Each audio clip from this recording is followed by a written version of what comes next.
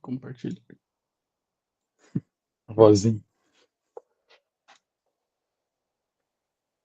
Deixa eu pegar aqui.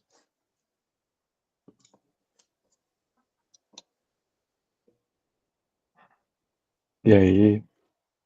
Massa. Nossa, aqui, peraí que tá me tampando as duas. Cara, no Meet eu acho que você não consegue ver você e, e projetar ao mesmo E tempo. projetar, né? Aí, Não, o não O pessoal. consegue. Meet é assim. Ah, A assim não ser, tá certo, tá bom aí pra vocês, então, né? Tá. Aham. a não ser que você compartilhe na área, outra área de trabalho e depois fique alternando, não tem como mesmo. Mas dá para fazer isso, criar uma outra área de trabalho, apresenta lá, compartilha aquela e volta. Uhum. É. Não, se estiver vendo tudo certo aí, beleza. Qualquer coisa vocês dão um toque aí que nós dá um jeito. Aham. Está a tela É, inteira aí pra vocês, né? tá. Uhum, beleza.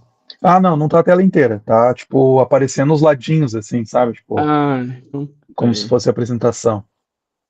Acho que eu vou ter que mudar aqui, então.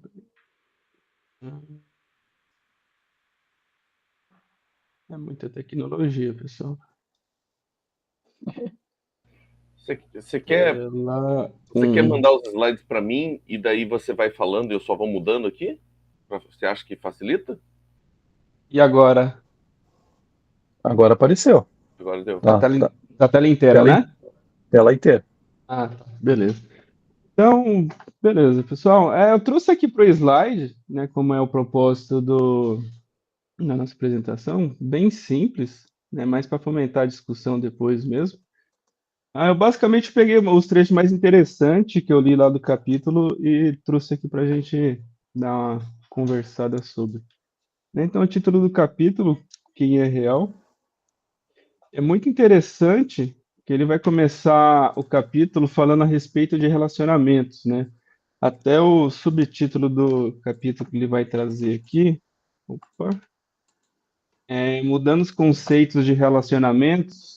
E no início desse capítulo ele traz duas questões, né, a respeito de relacionamentos. Então, primeiro ele vai perguntar o que que são, né, os relacionamentos e como eles estão mudando, né? Então, a questão que ele vai trabalhar referente à mudança dos relacionamentos que a gente tem é a influência da tecnologia sobre essa mudança referente aos nossos relacionamentos.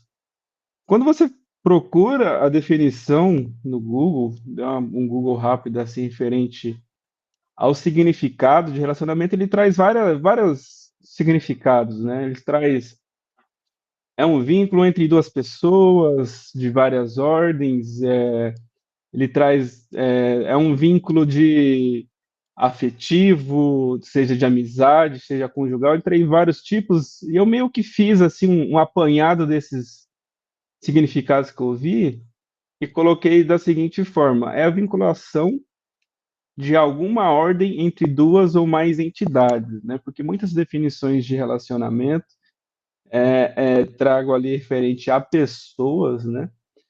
E é interessante quando me deparei com uma das definições trazendo como entidade, porque realmente, né, a questão do relacionamento ele não é somente entre pessoas, e sim duas entidades, porque hoje a gente tem relacionamento, seu relacionamento com, sei lá, hoje está muito em moda, né, seu bicho de estimação, seu relacionamento com trabalho ou qualquer outra coisa assim. Então a gente, quando pensa em relacionamento como um vínculo, né, uma vinculação de alguma ordem entre duas entidades, eu até destaquei a palavra ordem ali, porque seria nesse sentido a mudança que o autor ele vai apontar ali para a gente. Então, até interessante uma história que ele traz no capítulo, ele traz uma história sobre uma avó, né, que antes cuidava da sua neta ali e tudo mais, e é apresentada a ela a um robô bebê, né, que simula ali uma criança, e que essa avó passa a não mais cuidar, né, da sua neta real, né? Então, quando a gente está perguntando quem é real ali, nessa história ele conta que essa avó passa a cuidar não mais da sua neta real, mas sim dessa neta artificial que é apresentada a ela. Então, o autor ele vai trazer o seguinte, que antes do nosso olhar para a tecnologia, e ele começa o capítulo ali falando, tendo um foco maior em robôs, particularmente, ele vai falar que antes era uma função utilitária, ou seja, qual que era a capacidade desse robô, né? Então, a gente tinha robô explorando a Lua, explorando o oceano, explorando o céu, que seja, né? Então ele tinha essa função mais utilitária, muitas vezes chegar a pontos que o ser humano tem dificuldade ou não consegue, e ele passa agora não mais ter um foco utilitário, mas afetivo, né? Então ele traz essa história dessa avó que é apresentado a ela um bebê que é robô, que simula ali um ser humano. A gente vai ter também o autor falando mais ali de, por exemplo, algo relacionado a um robô amigo, ou até uma maneira de amigo barra psicólogo, né? Então, antes, quando tinha uma função utilitária e passa a ter essa função afetiva que o autor coloca ali, a gente vai entender que isso vai gerar uma dependência emocional, né? Então, uma das formas, isso é, sendo que o relacionamento é um vínculo de alguma ordem, o que vai ser alterado aqui? Essa ordem. Então ele passa de ter uma função utilitária e agora é uma função afetiva, causando um problema de que essa função ela não vai ser completa, porque a gente entende, conforme o autor coloca ali, ele cita esse outro autor ali falando do Turco ali no Alone Together, na página 199, muito interessante que ele diz o seguinte: pedimos à tecnologia que faça o que antes era função do trabalho de amor, cuidar um dos outros. E assim ele segue dizendo ainda que as pessoas sentem que são ouvidas, mas os robôs não podem ouvir. É muito interessante como o autor traz isso, porque assim a gente tendo essa noção de que qual que é a função do robô e o que ele é, entendendo a profundidade disso, a gente vai entender essa questão da corrupção dessa ordem que a gente tem desse relacionamento com a tecnologia, né, em relação ao robô. Quando ele tinha a função utilitária, então ele estava, digamos assim, porque a ordem remete a uma questão lógica, né? Então, quando ele estava ainda de ordem utilitária, ele estava sendo utilizado, de certa forma, de uma lógica correta, né? Então, quando ele coloca que as pessoas sentem que são ouvidas e elas tentam ser ouvidas através de um robô, e ele coloca que os robôs eles não podem ouvir, a gente vai entender que essa é uma mudança, a gente pode chamar até de drástica, assim, em relação a esses relacionamentos, porque se torna um relacionamento vazio, né, como a gente vai ver um pouco mais para frente, o que vai acarretar, por exemplo, em mudança de expectativa nas nossas relações reais, né? Então a gente vai entender que as relações virtuais, digamos assim, virtual eu falo de qualquer sentido, seja com robô ou não, né, desde que não seja com humano diretamente, ela vai mudar a expectativa, né? Mais para frente ele vai falar porque assim, olha, você com o robô, você está conversando com ele vai prestar atenção 100%, né, naquilo que você está falando, por mais que ele não vai entender, né, completamente.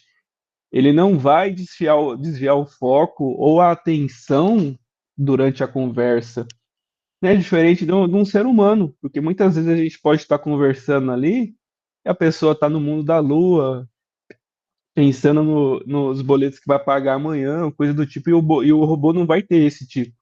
Então ele vai falar que assim, como as pessoas estão tendo esse relacionamento virtual, vai mudar a expectativa que elas têm em relação aos relacionamentos reais dela, no qual ela vai esperar que nos relacionamentos reais sejam da mesma forma que ela vai ter esses relacionamentos com robôs, né? E ele vai colocar ali um pouco mais para frente no capítulo E nessa interação, ele não vai surgir, por exemplo, de eu estar aqui conversando com o chat GPT e amanhã eu estar fazendo declarações ou tendo uma sessão de terapia com o robô.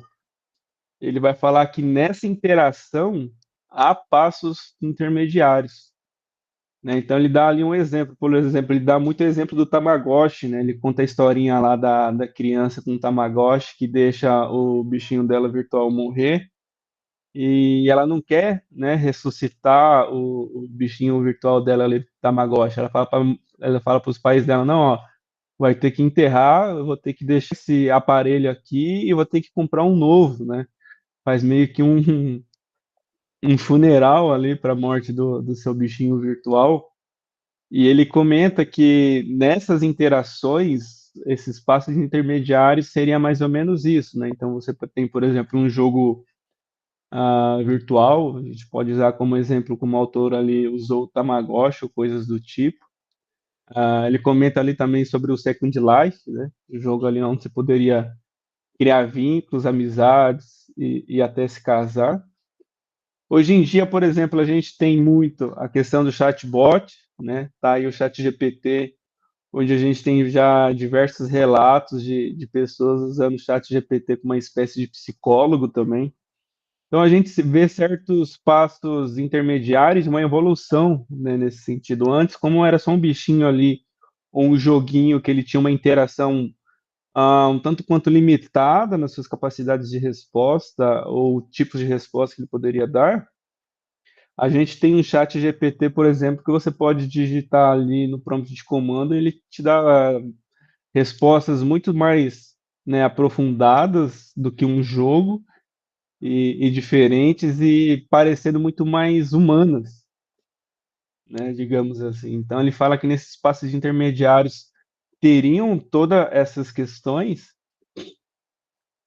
que leva a, por exemplo, a você ter um robô amigo no qual você estaria fazendo a confissão igual você faz a um amigo ali, né? E ainda assim você, por exemplo, teria vontade de fazer a confissão para esse robô amigo pessoal no qual ele não iria te julgar, ou talvez ele seja programado para te dar a melhor resposta amigável possível, enquanto o amigo ia te condenar ou te dar aquela puxada de orelha.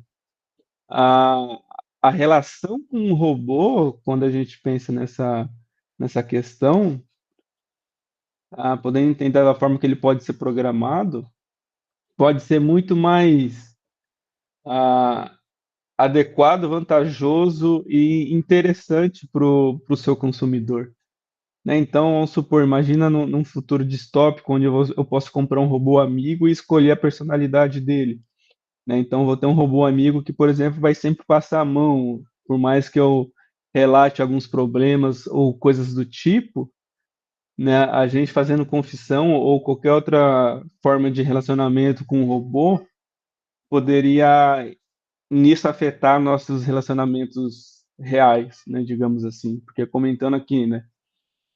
Comentando de um problema para um amigo, ele pode falar que o problema está em mim ou que não iria dar certo, ou coisa do tipo. Poxa, aqui que eu tô com uma ideia de um negócio aqui, ó. Vou, sei lá, ir lá pro Nordeste e vender chimarrão. Né? E o robô fala assim: não, pô, muito bacana essa ideia, vai a fundo, vai dar tudo certo, né? Enquanto uma pessoa real já pensa: poxa, cara, você vai vender chimarrão no Nordeste, eu acho que não vai ser uma boa ideia. Eu acho que você vai fracassar aí, né? Então a gente tem esse tipo de coisa. E de outras ordens também que vai acabar afetando, como o autor coloca ali no livro, a nossa expectativa de relacionamento com o mundo real. Então ele coloca, por exemplo, que o robô ele tem controle sobre a situação, ou até um controle emocional sobre isso. O robô ele tem a questão também da previsibilidade, né? Então, assim, é muito interessante quando a gente entende, por exemplo, uma questão do chat GPT, num vídeo que o Akita fala que o chat GPT nada mais é que, como a gente usa no celular, aquele corretor de texto do teclado, onde você digita uma palavra, ele vai autocompletando. Então, ele entende dessa forma com uma previsibilidade, né? O exemplo do chat GPT, que a gente entende que isso facilita muito um relacionamento de humano-robô. E a questão do interesse também, que o robô ele pode mostrar 100% de interesse naquilo que você está falando para ele, e o que leva à questão da atenção também, que ele vai estar prestando sempre 100% de atenção naquilo que ele está falando. O robô ele não vai ser distraído pelas preocupações que um amigo tem da família, de boletos, coisas do tipo. O robô ele vai estar 100% ali para você. Diferente de pessoas, né? Então, o autor vai colocar ali que pessoas são complicadas, de inúmeras maneiras, né? Seja no temperamento, seja em seu pressupostos ou qualquer coisa do tipo. Pessoas muitas vezes vão ser insensíveis. Isso é, você pode chegar com a pessoa, né, que você tenha relacionamento com alguma coisa e ela não entender realmente aquilo que você está colocando para ela, né, insensibilidade. Muitas vezes, por exemplo, colocado, sei lá, filhos adolescentes em relação ao pai, né? Meu pai é insensível, não deixa eu ir lá sair com meu amigo para festa, ou coisa desse tipo, assim, né? Pessoas muitas vezes são más, isso é, agem de má intenção, têm seus interesses próprios. Em muitos relacionamentos a gente entende que os relacionamentos eles se dão não por um fim em si mesmo, mas com algum outro objetivo, seja, por exemplo, uma ascensão no trabalho ou social, coisa do tipo, né? A gente tem muito disso, um relacionamento por interesse.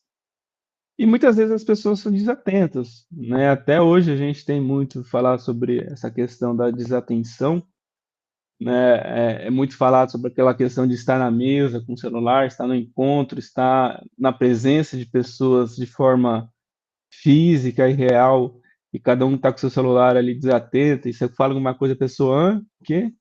Fala de novo aí que eu não entendi. Estava aqui mandando um WhatsApp, estava aqui dando risada de um Reels, né? Então o robô ele não vai estar nessa de pessoas, né? Então ele vai mudar a expectativa, porque você vai ter esse relacionamento com o robô e você vai esperar esse mesmo tipo de resposta das pessoas. E não tendo esse mesmo tipo de respostas, as pessoas vão passar a preferir ter relacionamento com o robô, que vai ser muito melhor, vai ser muito mais legal, muito mais interessante para elas. E ele começa a falar ali também sobre os relacionamentos em mundos virtuais e a diversidade. Ou seja, nós aqui mesmo estamos reunidos, né, de maneira virtual, né? Tem eu aqui, tem o Luiz que está aqui, né, consideravelmente perto, meia hora, mas tem o Marco, tem as outras pessoas em reunião que são mais longe, às vezes, por exemplo, o Fernando participando lá dos Estados Unidos, ou coisas do tipo. Então, o autor ele traz aqui nesse subtópico essa possibilidade que a internet trouxe, da diversidade, por exemplo, de uma pessoa que está lá numa cidade pequena, lá do interior, ter acesso às demais informações ou coisas do seu interesse. É até engraçado, não sei quem já viu esse meme, tem muito no Instagram, relacionado a futebol e basquete. É o cara lá do interior da Paraíba, lá na cidadezinha de 5 mil habitantes, fala, poxa, cara, o Real Madrid vai contratar o Mbappé. Aí tá lá, Marquinhos, do cidade, sei lá da onde, do interior da Bahia. Né? Então é muito interessante eu lendo esse capítulo, lembrei desse meme que tem na internet, ou até tem na mesma coisa da NBA também. Poxa, o cara lá do interior do Nordeste, do Acre lá, e, poxa, o Miami Heat, o Lakers vai contratar o tal jogador lá, cara. Eu não concordo com isso. Aí tá lá, Matheus lá do interior do Acre, né? Vamos supor assim. Então ele vai trazer os relacionamentos dos mundos virtuais com essa possibilidade. Só que é muito interessante que o autor vai trazer ali também, junto com essa diversidade, uma certa forma de diversidade de semelhantes. Esse é o nome que eu dei assim o resumo que ele traz desse subtópico ali desse capítulo, onde por mais que a gente tenha esse acesso e essa possibilidade de ter relacionamentos em mídias, em redes sociais, em mundo virtual, é muito interessante que ele vai trazer num sentido de ser uma falsa, de ostentar uma falsa diversidade, que as redes sociais ostentam uma falsa diversidade. E é muito interessante quando eu li isso, até anotei no livro quando eu li essa parte do livro, veio muita, não, me veio muito à cabeça, por exemplo, as questões de comunidades do Orkut e grupos, né, do Facebook, hoje não muito mais usado, mas a gente tem, por exemplo, fóruns como Reddit e coisa do tipo. Porque ele vai trazer ali, olha, porque a gente, por mais que tenha, sim, essa capacidade de diversidade nas relações no mundo virtual, é muito interessante que essa diversidade não é aplicada de maneira, não vou falar efetiva, mas de maneira concreta, porque a gente se fecha, querendo ou não, nas redes sociais. Por exemplo, lá no Orkut, você tinha lá seus grupos, suas comunidades no Orkut, e essas comunidades reuniam pessoas com o mesmo interesse, né? Então tinha lá as comunidades de, sei lá, de banda musical, de gostos pessoais, de cidades. Então, querendo ou não, por mais que eu tenha essa potência de diversidade nas relações virtuais, o ato que é feito dela não condiz com a sua potencialidade. Porque assim, a gente vai ter grupos muito específicos, né? Então, por exemplo, a gente está aqui nessa reunião hoje porque acredito eu que maioria, não sei se todo mundo, mas a maioria deve ser cristão, a maioria tem acesso à internet, a maioria tem algum aprofundamento no assunto de tecnologia, tem acesso à tecnologia. Então, querendo ou não, a nossa diversidade aqui, por mais que o Matheus aqui no Paraná, fulano de tal está em outro estado, ou o que mais, mas a gente tem essa diversidade semelhante no quesito de gostos pessoais. Então, eu na internet, eu vou me fechar a minha bolha ali com aqueles que têm ah, aquela proximidade de gostos minhas, né? Então, assim, eu vou entrar no grupo de assuntos que me interessam, de bandas, de gêneros musicais que me interessam, de jogos que me interessam. As próprias pessoas que acessam a internet é limitado de uma idade máxima e mínima, muitas vezes. E é interessante que eu tenho a capacidade de, não tendo, eu tendo a relação com uma pessoa que não me interessa, eu posso excluir ela da minha rede social, eu posso bloquear ela da minha rede social. Se eu tenho alguém na minha rede social que eu discordo, ah, seja politicamente, religiosamente, torce para outro time, eu posso bloquear, cancelar ela e não ter mais contato com ela e fechar meu círculo de relacionamento virtual com os assuntos que são do meu interesse. Pronto, fechou.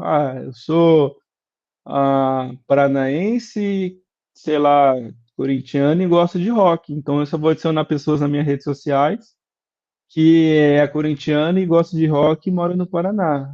Eu não gosto de pessoas que moram no Sul, eu não gosto de pessoas que moram no Nordeste. Então eu consigo fechar essa bolha ah, nos meus relacionamentos virtuais, no qual eu não consigo fechar de maneira física, né? Então veja só, a gente tem, por exemplo, anos passados, onde houve grande divisão política no país, onde a gente tinha, né, muitos relatos de briga de famílias em relação à política, no churrasco da família, reunião da família, tinha discordâncias políticas e acabavam brigando ou parando de se falar, porque no real não tem essa questão de escolher muitas vezes com quem que eu vou relacionar, né? Vai ter o churrasco da família e vai ter meu tio que é daquele espectro político junto com o sobrinho que é do outro espectro político, e vai ter conflitos, porque não tem como escolher com quem que eu vou me relacionar ali. Eu posso talvez não ir no churrasco, coisas ou coisa do tipo. Mas eu não posso delimitar e não posso excluir, digamos assim, essa pessoa da minha vida igual a gente consegue em relacionamentos virtuais. Né? Então é muito interessante quando coloca, olha, a internet, os relacionamentos virtuais, ele traz a possibilidade da diversidade. Mas não é colocado em prática porque eu acho muito mais confortável para mim eu me relacionar virtualmente com aquilo que se eu posso escolher, então eu vou escolher o que é mais agradável para mim. E isso acaba, por exemplo, também refletindo nas nossas expectativas de relacionamentos reais, tudo em relação a isso. Então a gente espera que todas as pessoas concordem com tudo que a gente vai falar, com que todas as pessoas tenham o mesmo gosto que a gente, e a gente sente que no mundo real não é assim, não tem essa escolha na sala de aula, né? Eu não vou ter que é professor todos os meus alunos que gostam da mesma coisa que eu, ou os colegas de classe que gostam das coisas que eu, ou os membros da mesma igreja que eu frequento têm que gostar dos mesmos coisas que eu participo lá da igreja, eu gosto mais de música antiga, então vai cantar essa música antiga. Ou eu gosto de música mais atual, então vai tocar essa música atual. E a gente vê que uma igreja é uma diversidade na unidade de pessoas, no qual vai angariar várias coisas diferentes ali no mesmo ambiente, né? Então eu achei muito interessante quando o autor diz isso, e realmente é uma verdade que nossa, eu lembro até hoje, minhas aulas de geografia falavam muito de globalização, mas até no capítulo passado o autor fala, mas essa globalização acaba sendo também ah, não tão real, porque muitos lugares, por exemplo, que são turísticos, por exemplo, a gente tem lugares lá na China que o pessoal tá se espelhando, por exemplo, em Orlando, que é o lugar que atrai muitas pessoas, porque eles querem também trazer essas pessoas para o seu lugar, também querem ganhar dinheiro com isso e acabam deixando essa cultura de lado e se adequando a uma cultura que é mais vista, digamos assim, e o que acaba, que é a globalização, que seria a união de múltiplas culturas, né, diversas, acaba que tendo uma cultura que se sobrepõe sobre todas elas e acaba ficando tudo meio que parecido também, né, numa escala não mais pessoal, mas agora mais geográfica, né, geopolítico, coisas assim. E por fim, o autor no capítulo ele vai trazer, em resposta a essas expectativas dos relacionamentos virtuais trazidos para o real, para essa questão da diversidade que não é bem aplicada realmente, ele vai trazer como resposta a isso temas e práticas cristãs que vão contrapor, ou seja, vai ser meio que um remédio para tudo isso que foi apresentado. Ou seja, a gente tem pessoas tendo expectativas alteradas em seus relacionamentos por ter um relacionamento com robôs, a gente tem pessoas ah, que não mais suportam uma diversidade de ideias por conta de no virtual poder fazer essas escolhas, poder fechar a sua bolha. E ele vai trazer temas e práticas cristãs que vai ser resposta a essas questões. E a primeira prática e tema cristã que ele traz ali para a gente é a questão da ceia do Senhor. Então ele vai colocar ali que a instituição da ceia do Senhor, ele trouxe isso também nos capítulos anteriores, seria uma das principais respostas, digamos assim, que a gente tem dentro da igreja para responder essa questão do real, né? Para responder onde está o real, para responder se eu sou real e para responder quem é o real. O autor vai colocar ali. Ele vai responder para a gente que eu até tinha anotado aqui. Que ele vai responder que quem é o real. Uma das respostas é quem é real isto é o meu corpo que é dado por vós. Ou quando vos reunis para comer a ceia, esperai uns pelos outros. Né? Então, quando a gente comenta quem que é o real, o que que é uma resposta cristã para isso? A ceia do Senhor remete muito a essa questão, né? Remete à questão da comunhão da igreja. E um autor que fala muito sobre isso, ele tem um livro que fala muito bem sobre a questão da comunhão. Dietrich Bonhoeffer, ele tem um livro escrito A Vida em Comunhão, que ele fala o seguinte sobre a ceia. A ceia do Senhor é um vínculo de comunhão entre Cristo e a sua igreja. Não é apenas um ato de lembrança, mas é um evento real e presente no qual Cristo nos ofereceu seu corpo e sangue. Ao participar dela, entramos em uma relação íntima com Ele e uns com os outros como corpo de Cristo. Então veja só o próprio Dietrich Bonhoeffer ele já respondendo ali para a gente quem que é o real, onde está o real, ou eu sou o real. Ele fala sobre a ceia do Senhor. Então eu achei muito interessante essa frase que ele colocou, falando que é um evento real, porque ela bateu muito de encontro com a resposta do autor do livro e o que ele coloca referente à ceia. E até ele escreve ali, né, que antes na ceia, antes da instituição da ceia, a gente tinha ali os irmãos, os mais bem financeiramente, comendo antes do que aqueles que eram mais pobres, né, e coisas do tipo assim. E ele vai colocar a instituição da ceia, não. Olha, vocês precisam esperar que todos chegam aqui, todos vão fazer a ceia juntos, né? Até isso é simbolizado na igreja, né? É distribuído pão, e todos comem ao mesmo tempo, depois é distribuído o vinho ou ao mesmo tempo, e todos comem ao mesmo tempo, né? É muito engraçado que eu lembrei disso, assim, também, que quando a gente tem a instituição da ceia na igreja, né? Quando é feita a ceia na igreja, é tudo feito isso, é feita a distribuição a todos, né? Aqueles que anunciam Cristo como Senhor. É distribuído o vinho, é distribuído o pão, é feito ali a, é bebido o vinho e o pão ao mesmo tempo, e quando ele termina de entregar, né, antes ali, ele questiona ainda, olha, alguém ficou de fora, alguém não recebeu, né, para que todos sejam ali todo ao mesmo tempo, né, e que vai de encontro contra aquilo que quando foi instituída a senha na Bíblia, né, então a gente tinha as pessoas mais ricas ali ceiando antes, não aguardando aqueles que eram inferiores financeiramente, digamos assim. Então a instituição vem para quebrar com isso, né? Ou seja, todo mundo ali ceiando ao mesmo tempo, todo mundo em comunhão ao mesmo tempo. E o Dietrich Bonhoeffer falando para a gente, olha, não vai ser somente uma lembrança de Cristo, ele vai ser um evento real. A gente entra em relação com Cristo e em relação com o corpo dele, com o corpo de Cristo, que é a igreja. No capítulo anterior também, ou é no outro, que o autor também comenta referente à ceia, né, falando onde está o real. Então a gente tem a resposta, uma das respostas cristãs sendo ali para a gente a instituição da ceia. Né? Outra questão que o autor vai colocar ali também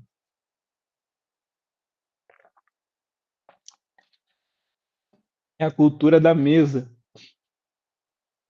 Ou seja, aquela cultura de ter a mesa posta, né? Onde todo mundo conversa, todo mundo tá ali olho a olho com todo mundo, né? E tudo mais. Sempre vem aquela imagem na cabeça, aquela reunião de família com os avós, parentes e tudo mais. Né? Então essa cultura eu acho fundamental. Inclusive é até um fato sinergista com a questão da ceia, né? Porque a igreja tem muito isso, né? A igreja tem muito de fazer almoço, de sair para comer junto, né? Grupo de jovens acaba o culto e vamos comer junto e tudo mais. Então, uma das respostas também seria a cultura de mesa, a reunião de todo mundo ali, seja com família, com amigos, para conversa real, né? Estando fora do celular, coisa do tipo. E por último, ele traz também, como uma resposta cristã para isso, a questão da amizade, né? E nada mais justo que trazer ali um cara que fala muito sobre amizade, escreveu um livro com um grande amigo seu também. E a frase famosa, né, do Lewis, que a amizade é tão desnecessária quanto a filosofia, a arte e o próprio universo, pois Deus não precisava criar. Ela não tem valor de sobrevivência, pelo contrário, é uma daquelas coisas que dá valor à sobrevivência. Então, quando a gente entende e que se questiona, né, quem é o real, a gente tem o autor trazendo essas questões, essas mudanças de expectativas, que os novos relacionamentos virtuais trazem para a gente. E em contrapartida, ele traz as respostas cristãs, ela traz a ceia como um evento real, como dito ali, como o Bonhoeffer falou ali para a gente. Ele traz como resposta a cultura de mesa, seja com a sua família, amigos, ou seja na própria igreja também. E ele traz também a questão da amizade, né? Então ele vai comentar ali, até estava lendo o capítulo ali do livro do Luiz, que fala sobre a questão da amizade, né? Então a gente tem essa questão de estar aqui, né, num círculo de podemos considerar amigos, por assim dizer, mas a gente entende que esse círculo não deve ficar só no virtual, né? O virtual só quando necessário e deve haver o equilíbrio sobre isso, né? Então a resposta que ele traz ali eu achei bem interessante sobre essa questão de quem é o real. E acho que é isso. Acabou por aqui.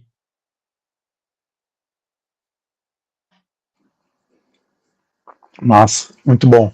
É, eu acho que a questão interessante aí, né, realmente, essa questão dos relacionamentos e como a gente tem que pensar hoje, né, esse mundo que a gente está vivendo conectado e tal, que a gente vai dando as outras opções, né, vão surgindo cada vez mais opções para a gente ficar conectado, né, mas ele fala assim, né, o problema é que a gente tem um mundo desconectado hoje, né, ele fala no momento, mas é desconectado nesse sentido é, das pessoas, né, então a gente vive de pessoas reais, né, a gente vive nessa fase, assim, de uma sociedade extremamente conectada online, né? Mas a gente tem um monte de gente falando, né?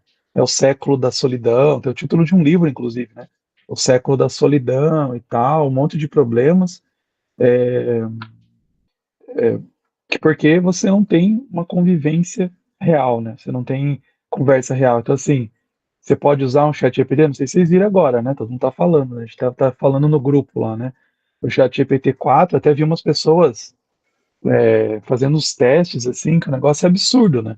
De você conversar e tal, falar, e é um poderoso, assim, né? A ferramenta poderosa. O que vai fazer? As pessoas, né? Pô, o ChatGPT 4 ele reuniu o conhecimento da humanidade, então eu vou lá e falar com ele sobre os meus problemas, né? E aí, né, você vai se distanciando cada vez mais, tipo, é bem aquilo que parece lá no filme Ela, né? Que até um cara lá fez essa referência, né? Falou, o ChatGPT, né, esse ChatGPT 4 tem essa influência aí, né, do Ela, do relacionamento e tal, mas você vê que, na verdade, é uma coisa, as implicações são bem ruins, né? Porque você está convivendo com uma máquina que, né, não tem, ela vai falar um monte de coisas ali, né, interessantes, mas ela não tem essa corporalidade, assim, né, essa presencialidade de você estar convivendo com uma pessoa e você tá vendo aquela pessoa respondendo ao que você está falando, né? Tipo, até reagindo ao que você está falando, né? A máquina não reage, né? Tipo, lá você escreve uma coisa, fala, ela, né, te devolve lá a resposta, né? Que é esperado. Realmente é bem crítico, né, esse tema dos relacionamentos para a gente pensar nesse mundo tecnológico.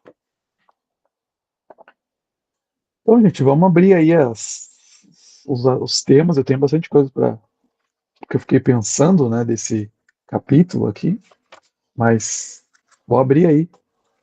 Quem quiser, fica à vontade para comentar, Eu fazer tava perguntas. lembrando, quando o Matheus tava falando de um quadrinho, eu sou o cara dos quadrinhos, né? Dá pra ver aqui, né? Eu sou do quadrinho. Um quadrinho antigo, acho que era dos anos 90, que se chama Chobits, que fala justamente de um mundo onde começou os computadores não eram mais assim no formato que a gente tem hoje, eram persocons, eram robôs, né? Que a pessoa interagia e tal. E mostra um determinado momento uma mulher lá sentada assim na praça, porque ela não conseguia mais se relacionar com o marido dela. O marido dela só queria conversar com o robô, porque o robô era perfeito, o robô não tinha bafo, o robô respondia bem, estava sempre bem arrumado. Eu lembro dessa cena, assim, né? Eu acho que nesse caso é a mesma coisa, né? O robô, o chat GPT está sendo de bom humor, ou chats, né? Tem um monte. A gente fala, a gente usa o chat GPT, mas tem, por exemplo, jogos de relacionamento. No Japão acontece muito isso, né? A gente sempre escutava fulano casou com um personagem X. Não sei se vocês lembram. Sempre apareciam umas coisas dessas no jornal. Não lembro. Coloca depois no Google, assim, tipo, japonês casa com um personagem. O cara casava com videogame, assim, jogava tanto joguinho de relacionamento, porque não conseguia assim, interagir com uma pessoa real, e gerava um negócio meio esquisito ali. Então, não é tão distante assim essas paradas que o Matheus apresentou e o autor colocou, assim, são coisas que estão bem no cotidiano já.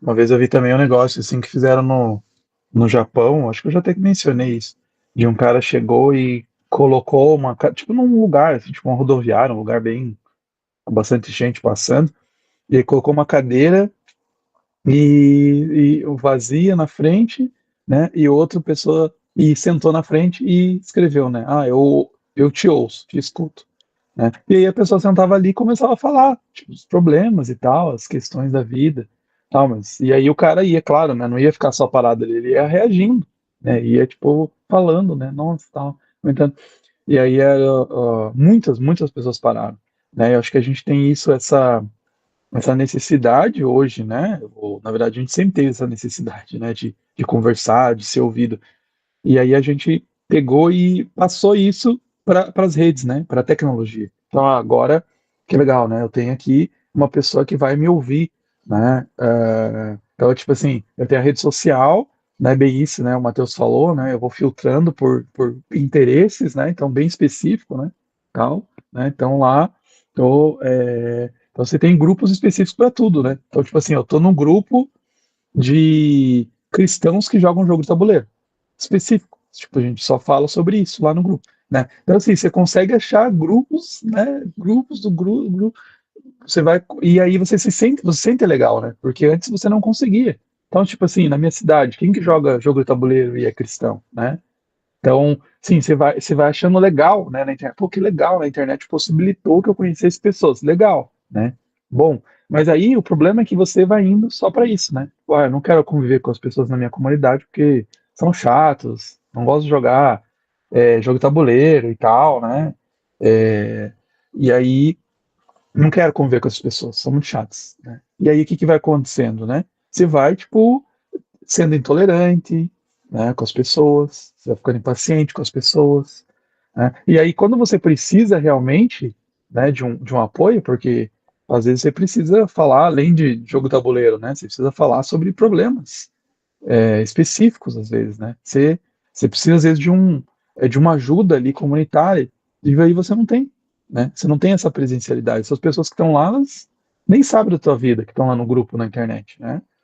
E aí, ainda mais, né, uma máquina, né, tipo um bot, né, ainda mais, tipo, não te interessa, né, o que aparece lá no filme Ela, né, o cara super apaixonado, né, pelo sistema operacional e, tipo, tá aí, daí, né, ela, tipo, mostrava interesse ali, mas ela também, né, tava tendo um caso, digamos assim, com centenas de outras pessoas, milhares de outras pessoas, né, então, acho que isso a gente vai indo para esses relacionamentos, né, virtuais, achando que é legal, né? E aí a gente vai esquecendo dos relacionamentos, né, virtuais. Eu gostei dos relacionamentos reais, né? Eu gostei muito dessa citação, assim, tipo, só essa citação tá ali na página dos Lentos. Eu acho que daria, sim, né, para ficar horas falando, né? Ele fala assim: toda tecnologia o alienará de alguma parte da sua vida. A função da tecnologia é essa, a função dela é essa.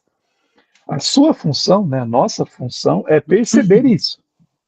Primeiramente, note a diferença que tem, né, quando você está usando uma rede social, como é que você se comporta depois, na vida real, né, de usar a rede social. Em seguida, cada vez escolha, né, perceba isso. Perceba que, né, eu tô lá na rede social, eu ouço vídeo acelerado, áudio acelerado, né, eu tenho um tipo de convivência. Como que eu vivo na vida real? Eu vou esperar que as pessoas falem mais rápido, vou ficar impaciente, eu vou ficar intolerante porque as pessoas não pensam como eu, sendo que lá na rede social tem um monte de gente que aparentemente, né, pensa exatamente igual eu. Então, a tecnologia ela vai alienando a gente nesse sentido, vai alienando a gente, né, das convivências, do real, né, nesse sentido. Não que, né, a gente não possa usar a tecnologia, eu acho isso legal, né, que ele está falando, tipo, é perceber isso, né, perceber como que a tecnologia me aliena e tá, deixa eu dar uma, né, deixa eu dar uma aliviada nisso aqui, deixa eu conviver mais, deixa eu desconectar, né, ele cita o Albert Borgman aqui, né, também, deixa eu desconectar e fazer coisas. E aí eu acho que é isso, as soluções que são muito legais, né? Tipo, amizade, cultura da mesa e tal, né? Eu acho que é exatamente isso, né? Pra gente, pô, deixa eu retomar a velocidade da minha vida é artificial desse jeito que eu tô nas redes, né? A minha vida não é para ser vivida desse jeito, né? Multitask, acelerado e tal, né? Você ficar ali estressado com um monte de informação. Não, minha vida é aqui, né? Tipo, aqui bem mais lenta, né? Bem mais devagar. Né? O Bill Churran fala, um outro exemplo que dá para colocar, né? Como uma solução é você cultivar um jardim, por exemplo, né? O Bill Churran tem um livro inteiro que ele faz, né? Aquele Louvor à Terra, onde ele faz um diário dele durante alguns anos ali, cultivando um jardim. Que aí você vai, né? Tipo, pô, é lento, né? É devagar. Mesmo cultivar, né? Uma amizade, né? E tal. Tava vendo esses dias também essa questão um outro livro que fala da diferença de uma comunidade real e de uma comunidade verdadeira, né? Tipo, comunidade na internet, comunidade verdadeira. Você entrar numa comunidade real exige bem mais, né? Tipo, exige um empenho seu, da sua parte, uma reciprocidade, né? Você continuar ali, né? Você fazer um esforço para manter, às vezes tem uma discordância ali, você, né, volta para você manter aquela. Você tem um ciclo círculo, né, de amigos, você se esforça para manter. Uma comunidade virtual não tem isso, não tem esforço, né? A pessoa, sei lá, falou besteira, eu vou lá e bloqueio ela, deixo de seguir ela, tal, né? Não tem essa aderência tão forte, né? A comunidade, então, realmente tem um termo, né? Thick community, né? Uma comunidade mais densa, real, né? Que você vai contar nas horas que você precisa e tal, né? Que você vai realmente desenvolver ali até o autor fala aqui, né? O Schatzer fala, né? Que você é moldado pelas suas amizades, né? Então você é moldado de maneira muito melhor, né? Numa comunidade presencial do que numa comunidade virtual, né? Fala, Marco. Estava falando de comunidade virtual. Agora morreu essa ideia, né? Mas se lembra das comunidades, até a igreja do metaverso? Isso daí foi uma tentativa quando isso estava em alta, né?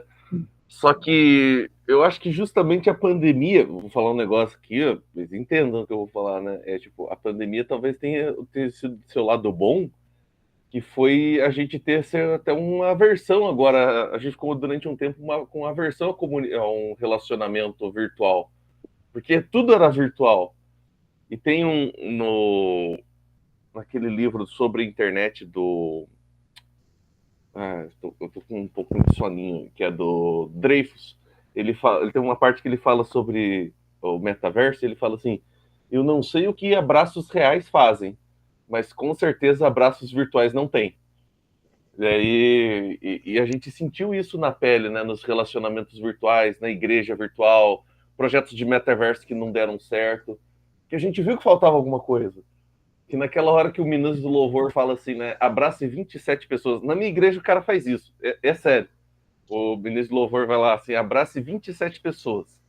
Eu, quando era uns 10 anos atrás, eu tentava abraçar as 27. Depois eu vi que ninguém tentava. Mas, assim, as pessoas vão lá, se cumprimentam, abraçam, né? tem até nas liturgias tradicionais, né, o abraço da paz, né, que acontece antes do ofertório, que ele fala antes de ofertar, vai lá e se reconcilie com o seu irmão. Tem igrejas que ainda mantém isso daí, né? Se você brigou com o teu irmão, vai lá, pede desculpa, conversa com o cara, mas porque vocês estão compartilhando o mesmo ambiente, né? Isso é importante. E isso as igrejas virtuais, né, não tem como. E a gente meio que saturou disso durante a pandemia e essas coisas não foram para frente. E é isso. Termino minha fala com a carta virada para baixo. Quando o Luiz falou ali sobre a questão da diferença de um grupo, né, virtual para um grupo real, colocando assim, me veio imediatamente à mente assim a questão da membresia, né, da igreja.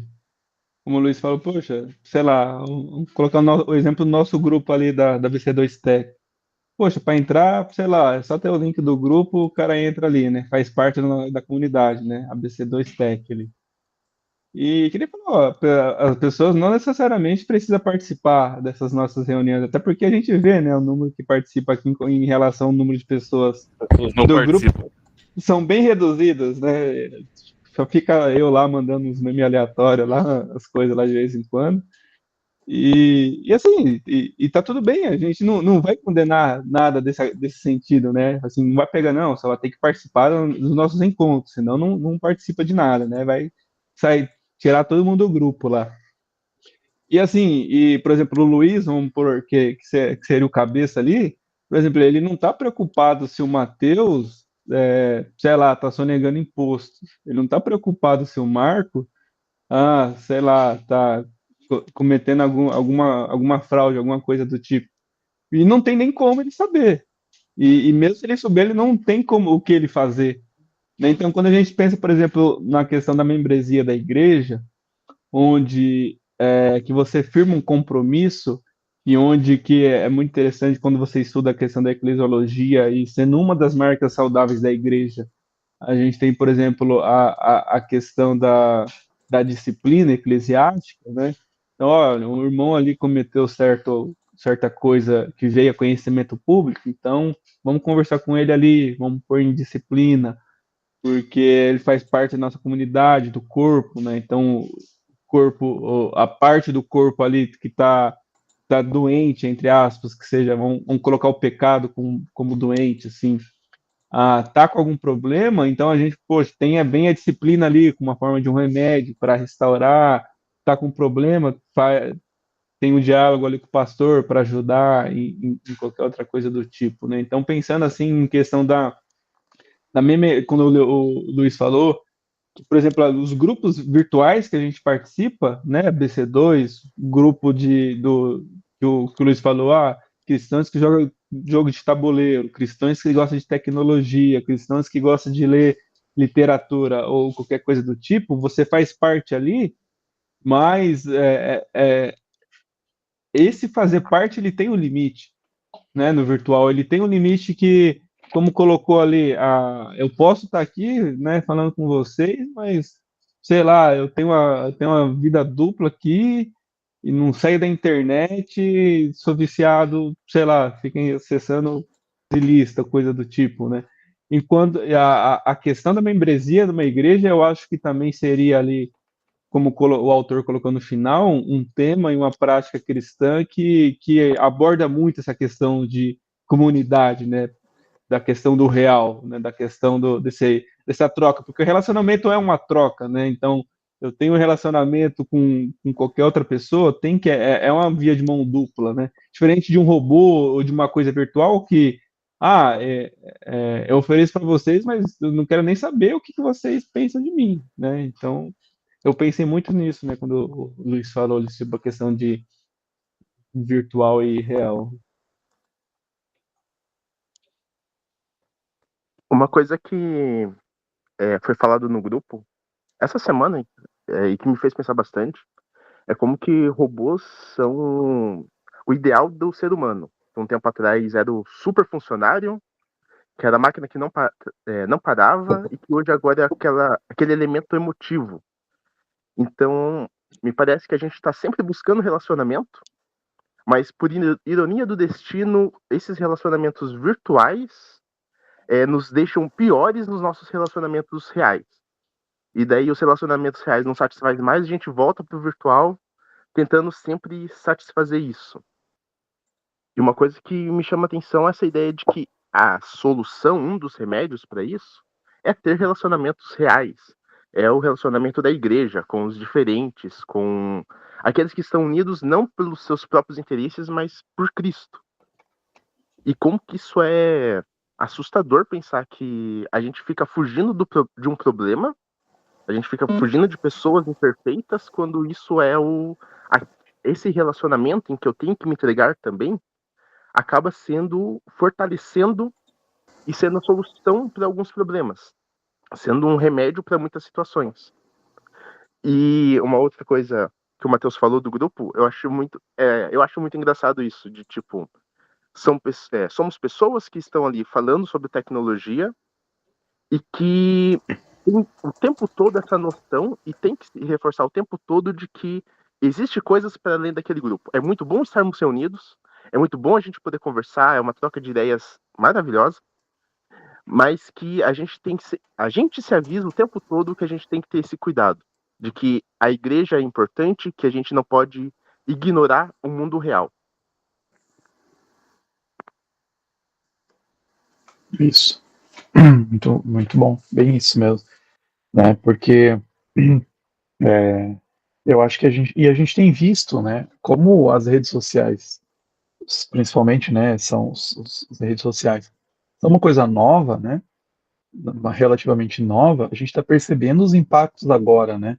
Então tem esse livro agora, né, que vai sair aí, vai ser traduzido, né, A Geração Ansiosa, e aí, né, o Jonathan Haidt, ele fala, né, uma das coisas principais é porque que essa geração está ansiosa? É porque é uma geração que cresceu super conectada, né? Tipo, ele está falando assim, a partir dos anos 2000, né, que nasceram aí, na verdade, 95, né? A partir de 95, então, assim, passou sua adolescência como começa a surgir, né, os smartphones e tal, e redes sociais mais fortes, né? Começa a usar de maneira mais contínua as redes sociais, e aí que vão viver nisso, né? Dessa forma. E aí as pessoas deixam de, né? Tipo, ter vivências reais, né? Ele fala, né? De ir no parquinho físico e tal, né? E, e para ele é isso, essa marca, né? Tipo, é isso que gerou um monte de problemas mentais que a gente tem hoje aí, que estão, né, aparecendo de maneira muito forte, né? O que gerou ou que acentuou, né? Muitos desses problemas, né? Daí eu vi essa semana aí um videozinho de um cara, de uma criança, assim, que testes, né, de pessoas com TDAH, né? Crianças com TDAH, crianças que deixavam brincando, tipo, com o Lego e tal, fazendo outras coisas, e crianças com TDAH também, mesmo nível ali, né? No celular, com redes sociais e tal, fazendo coisas. Você via que crianças saíam depois da atividade, terminavam, você via criança com a rede social ser extremamente agitada, né? Então, assim, ele fala que o Jonathan Haidt, né, que não necessariamente gera, né, não tem ainda conclusões nisso, mas que as telas gerem TDAH, não, mas que acentua, né, os sintomas negativos do TDAH. Então, olha só, né, tipo, é, e as crianças que têm um relacionamento ali face a face com outras crianças brincando, na realidade tinham diminuído esses sintomas, né, negativos. Então, a gente vai, agora a gente está vendo, né, está caindo a ficha, né, tipo, pô, realmente, né, faz sentido isso, né, faz sentido essa vivência no real, né, desconectar um pouco. Mas o Nelson está aí com a mão levantada, pode falar. Bom, eu vivo num contexto aqui meio diferente, assim, na questão de associar as questões de tecnologia ou ciência à vida cristã. A gente tem aqui uma coisa chamada aconselhamento bíblico, que tem trazido algumas questões difíceis, sabe, no dia a dia aqui da igreja, até em questões de colocar questões volitivas, pressupostos importantes que certas áreas ou disciplinas que a ciência ajuda a perceber dentro da igreja. E isso tem sido um problema muito sério aqui no meu contexto. Posto isso, a pergunta que eu faço para vocês, e aí eu peço ajuda, né? Porque eu sou leigo nessa questão ainda, vocês são mais experientes. A pergunta é, como lidar com essa situação dentro do contexto de igreja, uma vez que eu preciso passar para essas pessoas uma percepção de evolução, tá, tecnológica. Aí entra a questão de que muitos psicólogos ajudam nessa questão de identificar esses problemas de comportamentais de vício, mas a igreja ela não suporta esses pressupostos da psicologia. Como é que vocês auxiliam e veem isso? Nossa, aí é um tema. Tinha que estar o Bruno aqui, né? Nosso amigo Bruno, da área da psicologia. Eu acho que tem uma visão bem negativa, bem forte, né?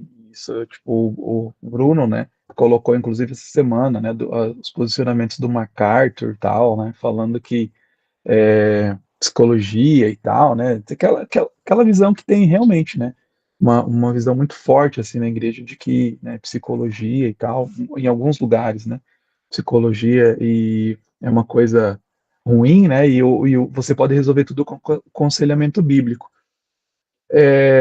Acho que a gente tem que levar isso até a visão, né, de tecnologia. Muitas vezes a gente está criticando a tecnologia, né? Às vezes as pessoas falam, não, tecnologia é tão bom e tal, né? Tecnologia é neutra nessa visão, né? Até a gente falou essa semana lá no grupo, né? Tecnologia é neutra, eu posso fazer o que eu quiser com ela. Eu acho que a gente tem que ir caminhando, assim, tipo, aos poucos e mostrando, né, mesmo. Tipo, por exemplo, esse livro, né? Eu acho que esse livro é legal porque ele é inicial no debate filosófico, né? Então tem muitos temas aqui que são assim, tem uma pesquisa por trás, assim, gigante. Tem outros autores até que ele menciona, né? De passagem, tipo, até eu, por exemplo, né? Nesse capítulo aqui, para mim ficou faltando coisas nessa questão da comunidade, de falar mais argumentos com relação da comunidade, né? Da importância da comunidade, né, em relação à tecnologia. E tem muitos estudos já falando, né, as consequências. E aí eu acho que quando a gente vai mostrando aos poucos, né, falando, olha, né, então, por exemplo, quando eu comecei a falar na minha igreja, pô, né, eu tô aqui 10 anos, eles vão pensar, para eles, até hoje eu fico pensando, né, assim, quando eu trago essa questão de tecnologia, até hoje eu fico pensando quão relevante parece que é, assim, parece que as pessoas não estão tá, e daí, né? Tipo, não tô pensando nisso, tem outras coisas para pensar, tá? Tipo assim, tecnologia é uma coisa lá, né? Essa visão neutra, tecnologia é uma coisa assim, ó, tá lá meu celular, eu pego e uso, a hora que eu quiser eu paro, né? Coloco o celular do lado e pronto. Tipo, por que eu tô pensando sobre isso, né? E aí, né? Quando eu fui trazendo, né? Falando, não, olha só, né? Li a Gento End, né? Li esse livro, inclusive, da Sherry Turkle aí, né, que ele menciona, Alone Together, né? Então, quando eu fui trazendo os problemas que esses autores, essas autoras foram apontando com relação à tecnologia, né, a gente tem que começar bem no básico, né? Tipo, olha só, né? Você percebe isso quando seu filho usa demais, né? Celular, ele vai mal nas provas, tá dormindo mal, tá estressado, tal. Faça um teste, né? Tira o celular do seu filho por um dia para ver, né? Como é que ele vai reagir, né? Quando você começa a falar isso, as pessoas vão, tipo, né? Abrindo, assim, né? Os olhos. Esse, por exemplo, eu acho que esse livro que eu mencionei, né? A geração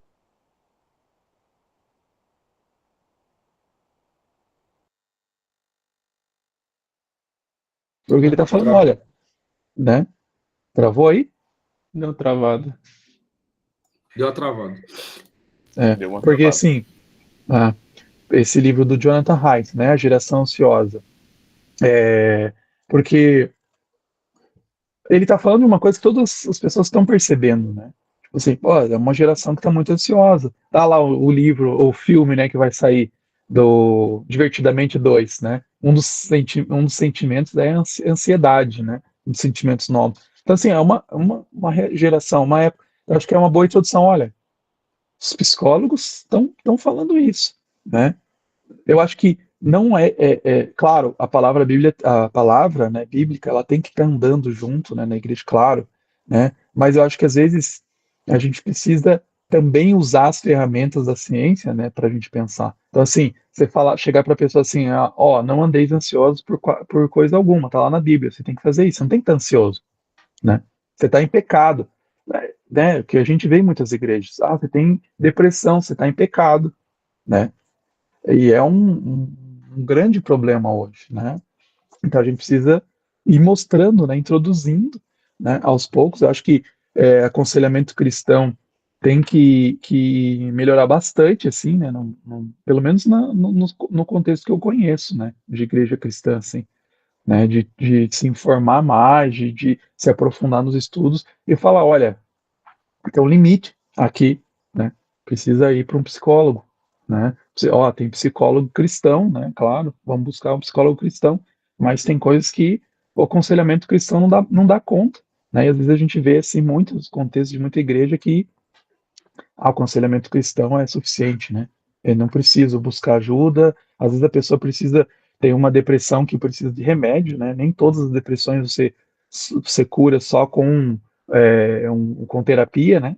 Tem questões químicas também, né? Que muitas igrejas não têm. Foi muito interessante uma vez, aí eu vou parar de falar para vocês falarem também. Eu convidei para a minha igreja uma colega da universidade e ela ia na presbiteriana, outra igreja, e aí eu convidei ela, vamos lá na igreja. E no dia que ela foi com o filho, inclusive, né, com toda a família e tal, e o pastor falou que estava pregando, era um pastor, um outro missionário lá, falou, depressão e tal, não é bíblica e tal, daí ele cita uma passagem lá, eu não lembro nem qual que era, falando assim, tipo, olha só, né, depressão e tal, né. E é interessante que ela estava assim, daí eu mostrei, ela estava com a Bíblia, aquela Bíblia de Genebra, né, que tem as notinhas, e na nota da própria passagem falava, olha, né, depressão, bem boa a nota, assim, tipo, depressão, tal, tem depressão que você tem que buscar ajuda, tem depressão que é uma questão química e tal, tal, tal. Então, tipo, a nota ali da Bíblia estava, tipo, criticando o que o pastor estava falando, assim, eu fiquei é, temeroso na hora, porque o filho dela tinha depressão, né, poxa, eu chamei ela para vir, o filho com depressão chegou bem na hora, bem no dia que o pastor, né, lá convidado, estava pregando, né, fazendo os absurdos de depressão, né, mas daí a nota ali falava, tá, né, e daí depois ela ficou na igreja, estava na igreja há muitos anos. Mas é interessante isso, que muitas vezes esses assuntos, né, às vezes eu penso, eu converso lá com o Bruno, né, Bruno Porreca, que às vezes eu penso que história é um lugar complicado, mas assim, né, as barbaridades na psicologia assim que você vê e os psicólogos cristãos, né, e tal, você vê assim um negócio que é muito absurdo mesmo, assim, é muito, muito absurdo. Não sei se eu respondi, né, viajei aí na tua pergunta, Não, né? respondeu. É isso mesmo. Essa questão de fazer uma separação sagrado secular é que incomoda um pouco, às vezes, aqui no contexto da minha igreja. A gente não advoga o integracionismo, que eu acho que é um problema. Eu acho que a teologia ela consegue responder e dar sentido através da cosmovisão cristã de forma adequada à questão do problema humano, né? Mas essas ferramentas da psicologia, de outras disciplinas, elas ajudam a entender e depois a gente aplicar a cosmovisão cristã para dar sentido a essas coisas, que eu acho que é importante. Bom, queridos, assim, se vocês tiverem de literatura e puderem me passar para me ajudar também, eu fico muito agradecido a vocês. Uma coisa que o Matheus falou e eu achei interessante foi que aqui no nosso grupo a gente não, às vezes não tem muitas pessoas nas lives, né? Mas tem muito consumista de conteúdo. Eu acho que isso é um reflexo também dessa questão do utilitarismo da tecnologia. E eu transbordo isso para dentro da igreja. Eu acho que os relacionamentos na igreja eles são um pouco difíceis exatamente dessa forma. Eu acho que a gente vê os relacionamentos de forma utilitária, não como um corpo de Cristo mesmo. E isso é uma dificuldade para os membros da igreja perceber no dia de hoje, devido à questão formativa, né, que a gente tem das liturgias do mundo, da cultura e essas coisas. Obrigado aí pela resposta. Beleza. Acho que o Marco levantou a mão primeiro, depois o Matheus, fala aí. Eu só queria comentar uma coisa. Eu tenho eu não sei o que eu fiz com o algoritmo do meu YouTube, e volta e meia me aparece vídeos de pastores falando contra a psicologia. Não sei, talvez porque eu curto as paradas que o Bruno posta lá, daí eu destruí meu algoritmo. E uma coisa que eu reparei, né, no discurso de 2 ou 3 assim, que eu vi, de relance, eu acho que tem muito a ver com o capítulo 6 do livro, sobre o que é real. Porque um argumento que eu vi, por exemplo, para dizer que psicopatologias elas não existem é o fato de, por exemplo, depressão. Às vezes não tem um exame de sangue que vai te diagnosticar. É um processo demorado e tudo mais, né? Daí o cara fala assim, se não tem exame de sangue, então não é doença. O cara falou assim, um dos pacientes. Só que isso é justamente a mentalidade moderna. Que você precisa de uma medida, você precisa de uma comparação e tal. Então ele não vê que o pressuposto dele também não é cristão. O pressuposto dele é moderno, é ocidental, moderno e muito moderno, inclusive. E era isso que eu queria comentar, assim, porque eu lembro no capítulo, o cara fala assim, olha, então a gente mudou a nossa percepção do que é real. Os instrumentos mudaram, a tecnologia nos mudou. E a gente vê a mesma coisa disso nesses discursos. Se não tem uma medida, então não existe. Depressão não existe, é pecado e tal. Só que não é assim, é justamente essa forma de pensar que não é cristão que a gente deveria, que foi moldada pela tecnologia também. Então eu acho que a gente tem que trazer essa crítica para a igreja, justamente para mostrar para as pessoas e falar assim, olha, não é porque não mede que ela não é real. O que é real? O que é real, sabe? Trazer essa coisa de filósofo chato, né? Mas o que é real? A gente tem que começar a trazer esse tipo de coisa. E talvez trazer o debate da tecnologia para a igreja, para a nossa escola dominical, seja fundamental para a gente acabar até com essas questões que o Nelson trouxe, assim, tipo, de trazer luz, né? Para essas questões até que o Nelson trouxe. E é isso aí. Antes de passar ali para o Matheus, bem isso, assim, tipo, eu falei aqui, até falei na universidade, na outra universidade aqui, a UniOeste, na Universidade Estadual, sobre saúde mental, né, a partir da filosofia, e depois também falei na igreja também, esses dias, e eu falei assim, porque muitas vezes a gente tem isso, que às vezes a questão, a depressão ou problemas mentais é frescura, por isso, porque você não consegue observar, né? Pô, se o cara quebrou a perna, se o cara tá com dengue, até dengue, na verdade, às vezes as pessoas acham que é meio frescura, né? Que o cara tá de campo, porque você não vê, né? Você não tá enxergando, não. Você levanta e como é que você, né? Não tem uma coisa visual, né? E como assim isso a gente tem que mudar essa visão, né, né, a questão psicológica é frescura, né, não é, né, o cara tá sofrendo e tal, e bem isso, né, você não consegue visualizar, medir, então não é um problema.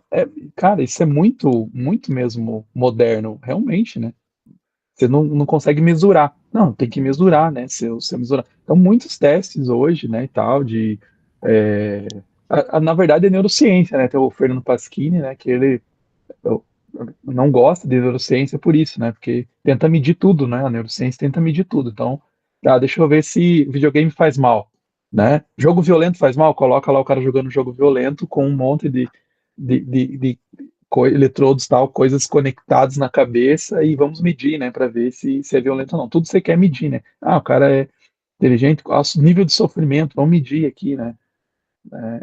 Então, realmente, né? Não faz sentido.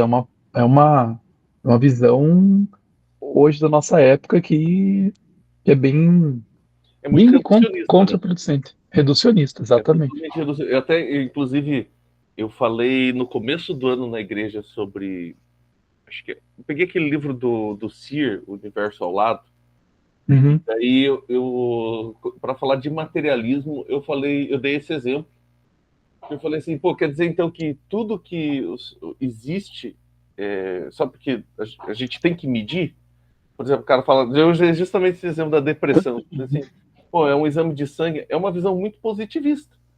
Tipo, para você, saúde para você é se você estiver dentro dessa aqui, ó, desse range.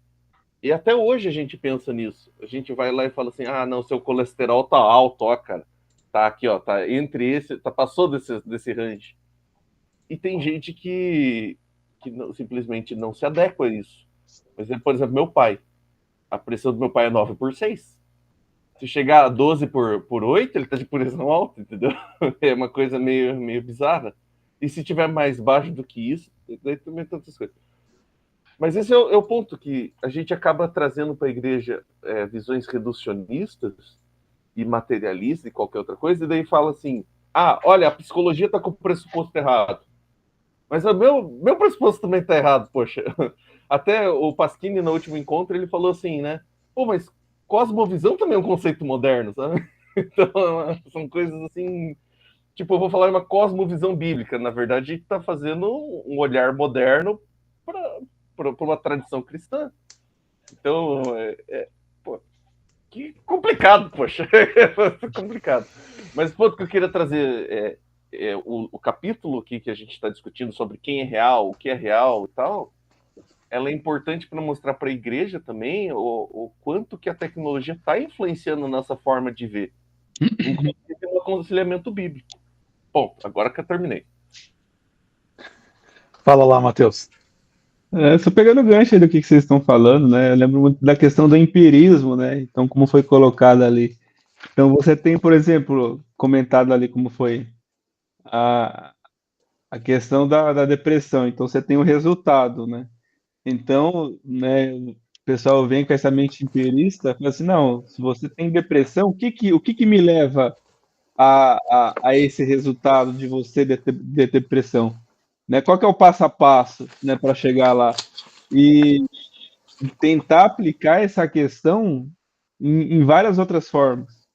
Né? Então, assim, eu acho que como o Nelson tinha colocado sobre essa questão do contexto eclesiástico e no aconselhamento bíblico em relação à tecnologia, eu acho que muito a igreja ela peca um pouco pela superficialidade que ela tem do conhecimento dos malefícios da tecnologia.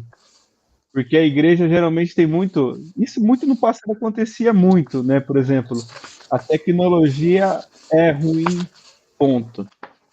Ah, mas por quê? Não, é ruim. Ah, mas ela tive. Não, mas ela é ruim. E ponto, chegamos até aqui. Né? Então, eu acho que muito por conta disso, eu acho que falta entender que, como a gente colocou, comentou muito ali, os efeitos que a tecnologia, né, vamos colocar assim, como vilão, né, aquela imagem de vilã que a tecnologia ela não vai ser não pode ser provada de forma empírica, porque ela não vai ser igual para todo mundo. Então, como a tecnologia vai afetar o Marco, ela não vai ser da mesma maneira que afeta o Luiz e que afeta o Matheus. Então, acho que muito falta a igreja ter esse entendimento, falar assim, olha, qual que é o problema do excesso, vamos pegar um exemplo aqui do uso de Instagram. Não porque você vai gastar muito tempo, você poderia estar lendo um livro. Mas tá, e o que mais? Que a gente tem que pensar que, por exemplo, além do tempo gasto inutilmente, a gente, por exemplo, a questão pegando o Instagram aqui como exemplo, de afetar a autoimagem.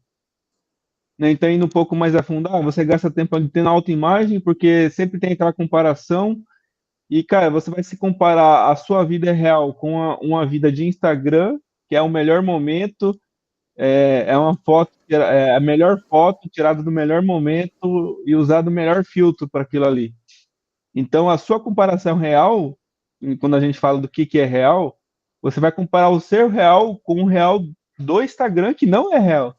Então, assim, a sua regra de medida vai estar lá em cima, enquanto a sua vida aqui, poxa, eu tô aqui num sábado aqui, enquanto o cara tá lá na praia fazendo outra coisa. Então, a minha comparação com o que é real é muito isso. Então, eu acho que na questão da igreja, eu acho que é muito mais a questão um pouco mais a fundo de entender, por exemplo, o que realmente é o malefício. Quando a gente fala, né? Porque não é só o malefício, mas se tratando do malefício, qual que é o real problema disso, né?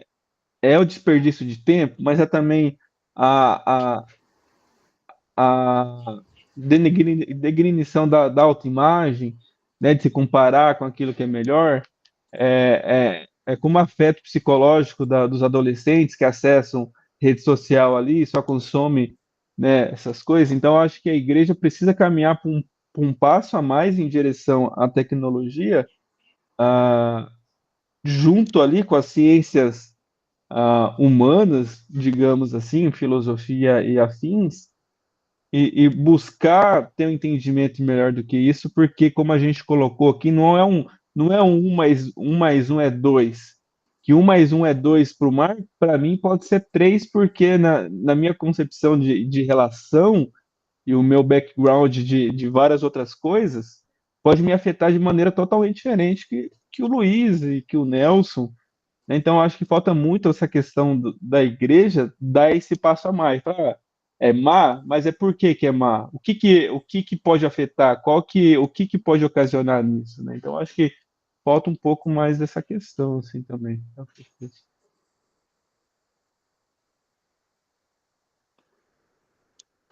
Nelson, pode falar. Bom, sobre a questão dessa questão de provas, Marcos, eles advogam o seguinte, que o subjetivismo da parte da psicologia, por exemplo, quando você pega o DSM, essas coisas, é que eles fazem uma captação de informações e colocam no DSM de uma forma subjetiva. Por quê? Porque eles não têm como explicar a normalidade. E aí está o problema. Então, por exemplo, quando você advoga para uma síndrome ou algo do tipo, aí ele fala assim, tá, mas qual que é o normal? Aí a psicologia, segundo eles, não dá resposta. Entendeu? Então, o padrão de normalidade a partir do aconselhamento bíblico é Cristo. Então, esse é o ponto de divergência, de complicação. Então, ou seja, advogam que o aconselhamento bíblico tem como a normalidade Cristo como homem perfeito. E esse é um bom embasamento, se a gente parar para pensar, né? Como cristão. A gente não pode fugir disso. Mas tem outros pontos relacionados à questão da cosmogonia, teogonia envolvidos também nesse aspecto, que eu acho que também traz toda uma questão de raiz, até porque eles advogam que a questão da ciência, da psicologia, usam a questão evolutiva, né? E aí entra o problema também. É isso. Bom, cada maluco no seu lugar de rica, né? Mas é que nem toda a ciência, nem toda a linha da psicologia é evolutiva, né? Mas é que tem várias linhas na psicologia, né? Tem, por exemplo, logoterapia, que o pessoal até diz que é a mais crente, né? Tem vários assim que não necessariamente tem os mesmos pressupostos, né? Botar todo mundo assim, tipo, todas as linhas, todas, e falar assim, não, é tudo materialista, tudo evolutivo, é meio desconhecimento da parte dos caras. Eu gosto de uma coisa que o Jay Adams fala, que eles gostam muito de Jay Adams, né? Mas no livro dele, não sei se vocês já leram, Teologia do Aconselhamento Bíblico, ele fala, tem uma citação dele que é interessante. Ele fala o seguinte: psicologia e medicina não são necessariamente adversários da Bíblia. De fato, a psicologia clínica e de aconselhamento e a psiquiatria é que tem legitimamente se colocado dentro dessas duas disciplinas que são competitivas. A medicina e a psicologia legítimas, mesmo não tendo qualquer relação especial com o aconselhamento cristão, podem contribuir com este, de modo ancilar, como fariam em qualquer outro campo. Cara, isso aqui é sensacional, porque o Jay Adams está advogando que certos aspectos da psicologia podem sim contribuir para algum entendimento, entendeu?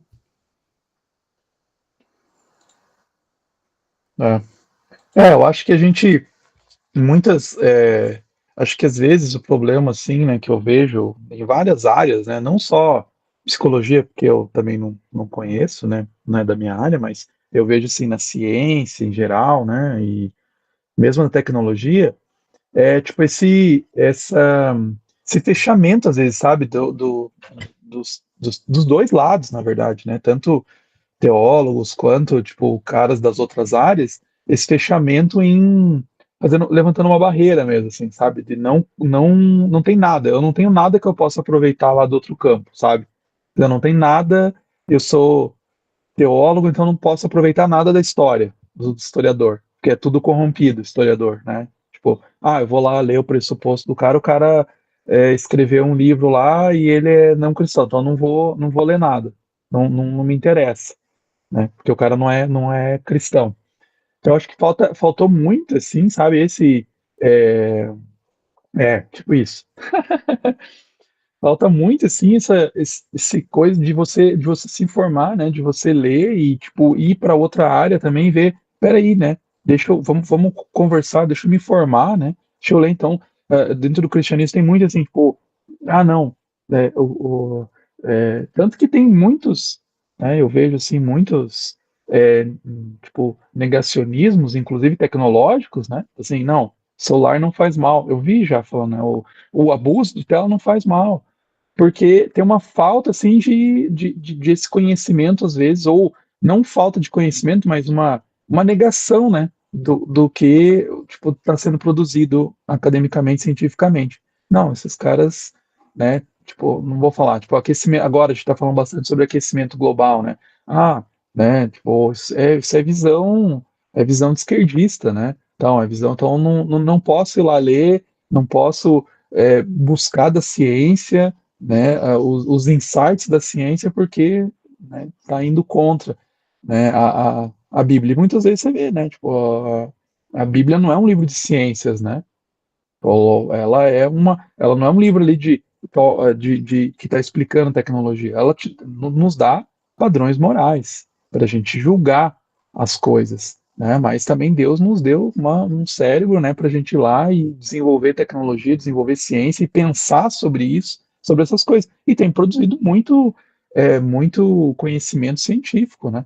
Inclusive não cristãos também, né? Produzindo muito conhecimento bom científico, né? E aí cabe a gente lá, não, peraí, deixa eu me aprofundar, deixa eu estudar, deixa eu sair da minha bolha, né? Às vezes eu fico só na bolha ali, né? Deixa eu só ler da minha área específica aqui, né? E tal, né? Como eu disse, né? Esse cara aí, Jonathan Haidt, não é cristão. Eu fico pensando muito nos exemplos dele. Não é cristão, mas ele tem insights muito cristãos. Ele fala assim, um momento, inclusive, ele fala assim: eu não sou cristão, né? Não sou religioso, ele fala, mas olha só, aí tem um capítulo lá que se chama O Homem Tem um Buraco do Tamanho de Deus. Cara, né? Não, o Bill Churran é cristão. Ele fala até num livro que ele ele fala num Mas ele livro se que ele é. tornou, né? No meio de tantos livros, né? Porque ele não era no começo, né? Cara, eu não sei, porque é só que ele tem esse cristianismo assim, né? Tipo, ele gosta de umas coisas, ele gosta de citar budismo e tal, né? Mas a tese dele era em teologia, ele tem doutorado em teologia também, né? Em teologia cristã. Então em Agostinho, inclusive, acho que se não me engano. Mas ele fala num livro aí, ele fala claramente, uns 2 livros pelo menos, ele fala naquele, tem um azulzinho lá, Capitalismo, o Impulso da Morte, e ele fala, né, claramente assim que ele é cristão. E aí a pessoa, só que assim, às vezes a pessoa, né, vê, também não é necessariamente que o cara é ortodoxo, né? Dizem, que você vai ler lá que o cara tá falando, ele é cristão, então eu também posso confiar totalmente nele, né? Tem muito cristão aí falando besteira, né? Mesmo o cara é cristão, não, esse cara é cristão, aí você, né, ele é aceito nas igrejas reformadas. Você vai ler o cara e assim, cara, esse aqui não é, né? Não é cristão. Então é a gente ler tudo e reter o que é bom, né? Eu lembro sempre daquela frase de Agostinho lá no a verdadeira na religião cristã. Deus é o Deus da verdade. Então, qualquer verdade dita por um pagão também é verdade de Deus. Desde que seja verdade, né? Hum. Desde que seja verdade. Então, Não, pode continuar. isso dá uma certa humildade, talvez assim, da gente reconhecer que a verdade pode estar em outros campos. E a gente tem que aprender a identificá-la. Uhum. Sim, sim. Tipo esse livro aqui que ele cita, né? Da Sherry Turkle, né? A Alone Together. Ela não tá fazendo um livro cristão, né? Não sei se ela é cristã ou não, mas não é um livro. Ela tá falando, né? Ela tá detectando problemas, né? Olha só, a falta da conversa, a falta da comunhão tá trazendo problemas. Por que a gente não pode usar ela, né? Ela não é cristã, então não posso pensar, inclusive, das soluções que ela está colocando, né? Que ela fala, né? Ó, eu gostei muito dessa parte aqui, né? Tipo, estamos perdendo as habilidades básicas de nos relacionarmos com os outros. Não há substituto para o diálogo. O diálogo é importante, extremamente importante. Ela está defendendo esse livro, o diálogo é importante, né? Ela não está falando em características cristãs, a partir de uma perspectiva cristã, mas, né, faz todo sentido para a gente como cristãos, né? Como daí ele conecta aqui, né, no livro Schatzer, né, como a questão, a cultura da mesa, né, a ceia, tal. Então faz relação. Então, ó, o insight lá de um não cristão faz totalmente relação aqui com a nossa vivência cristã, Então, né? Então, e você vê, a pode partir falar. desse teu comentário, e relacionar com o livro aqui, com o problema que a gente está tratando, é justamente pelo fato da gente compartilhar o mesmo mundo, sermos seres corporais, somatizados e tudo mais, que a gente também compartilha os mesmos problemas. Não é porque um é crente e o outro é não, mas aqui a gente, por ser crente, a gente pode dar uma resposta mais ampla, mais, né, mais bonita, né, nesse sentido, assim. Espírito, a gente traz uma questão da espiritualidade também cristã, né?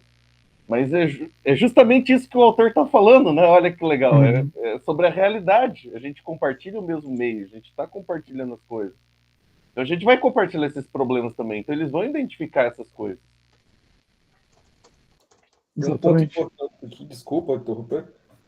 Na página 205, ele fala assim: a rede é a nossa salvação como raça humana. Cara, isso aqui é muito escatológico. Isso aqui, esse é o tipo de afirmação que arrepia